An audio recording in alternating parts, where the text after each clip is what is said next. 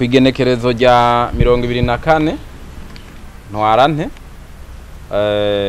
mwarumvise amajwi yaciye kuri za mbuga hwaniro za Gihuri aho hari umuntu yavuga yuko ariko aratabariza akwiragiza amajwi avuga yuko hari impunzi z'abakongomani zanyururijwe ngaha mu gisagara ca Bujumbura. Ngira mwese beshi mushaka kwa mwaravyumvise ayo majwi yavuga ibintu nk'ivyo.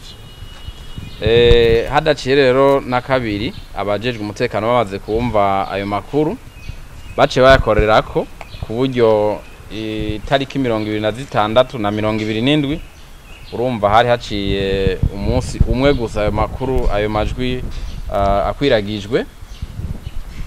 Baca baja ku kivi baca barakora amatohoza n'ingoga na n'ingoga kuri ayo matariki ndababwiye baca barafata abakongomani bashika kuri 4 bari inyuma y'izo nkuru z'ibinyoma.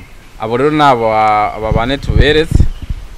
Wa mbere yitwa Kamarashavu Steve akaba yavutse mwaka wa 2007 ari muri Rucuru ni Goma muri Kongo ngaha hirya. Wa kabiri yitwa Freddy Innocent uwo nawe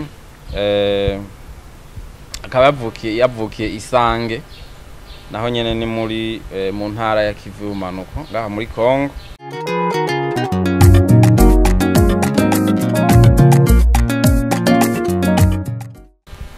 Wa gatatu yitwa Ngumbi Lucien nawe akaba yavutse mu mwaka wa 2007 nawe nyene yavukiye Igoma muri Kivu ya ruguru.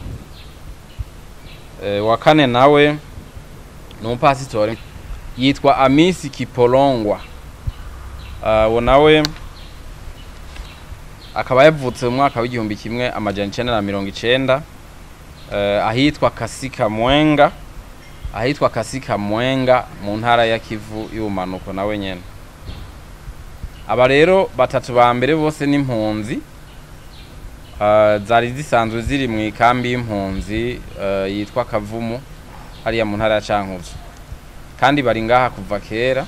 Wa mbere yahunze mu mwaka wa 2019, wa kabiri nawe nyene yahunze mu mwaka wa 2019, wa gatatu niwe yaje imbere yabo mu mwaka wa 2017,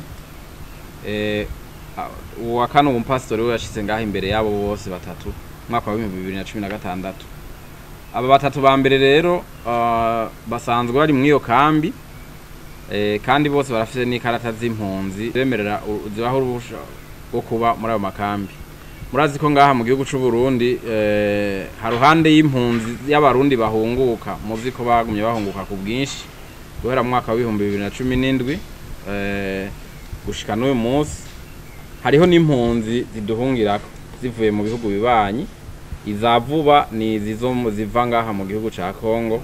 Murazi ko baje ku bwinshi guhera mu hagati mu kwezi kwa kabiri twagumye tubakira.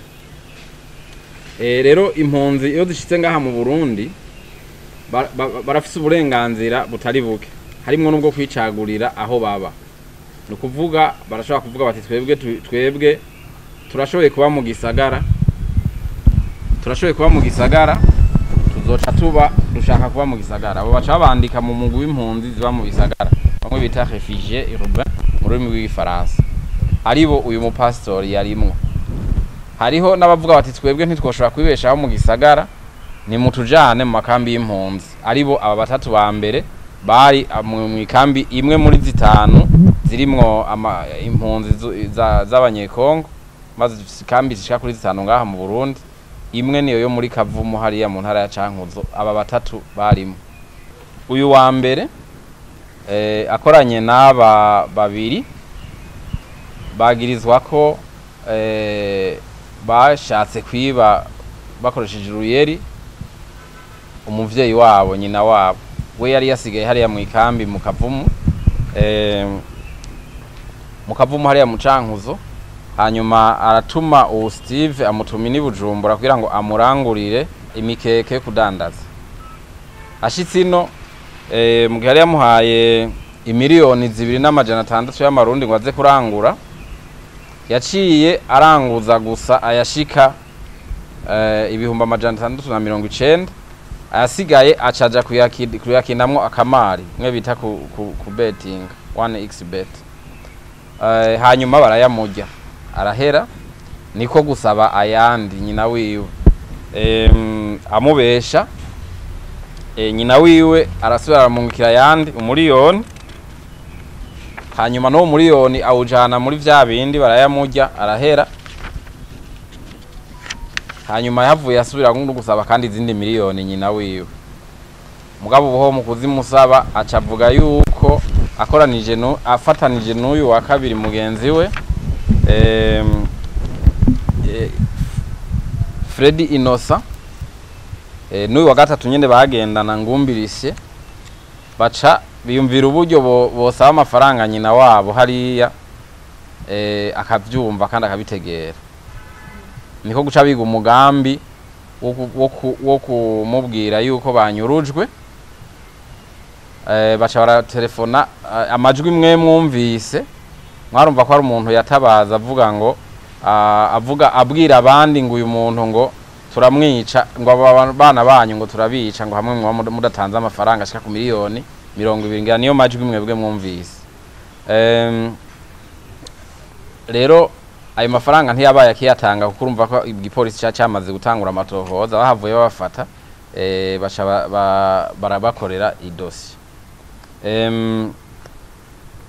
Uyu mupastori nawe rero wewe murabona n'impunzi mbwayo ngaha mu gisagara, wewe ico yakoze yakwiragije, yaciye afata aya majwi aja kuyakwiragiza avuga yuko mu gihugu cy'u Burundi impunzi zo muri Kongo zije ngaha mu Burundi bazinyuruza ku mugaragaro ku Mutaga kandi mu gisagara ca Bujumbura.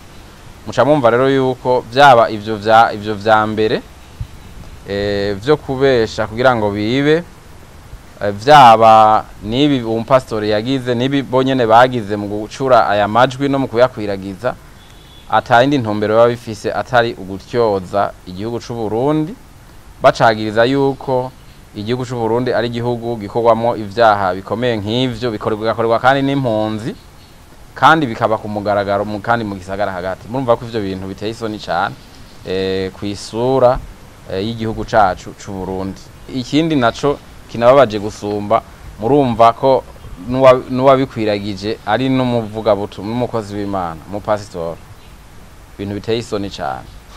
Ibi vyose rero iyo babivuze amajambo nkaya, muca mwumva ivyo ico bishobora guca bituma umuca mwumva ubutumwa babahaye impunzi z'abakongomani zisanzwe zihungira ngaha mu Burundi, abavyeyi babo baba batari ngaha mu Burundi, inshuti n'abagenzi, amakungu, muca mwumva ubutumwa babahaye nico bushobora guheza bugaca bwonona kubijanye n'ishusho ryiza y'igihugu cacu cy'u Burundi. Anaco gituma rero bano bantu baca bakorerwa dossier yabi ziri kwirarangira, yarangiye ngaha mu gipolisi kugira ngo bace barungikirwa ubutungane, babazwe kuri ico caha co guhungabanya umutekano w'igihugu wo hagati ngaha mu gihugu, hamwe n'icaha co kwiba ukoresheje uruyeri.